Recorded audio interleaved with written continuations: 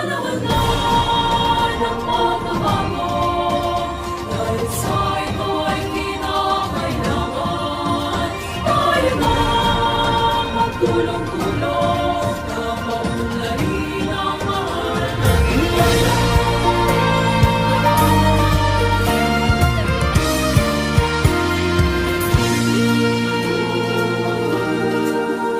Panahon na ng pagbabago, dahil sa ito ay kinakailangan tayo na magtulong-tulong na paunlarin ang mahal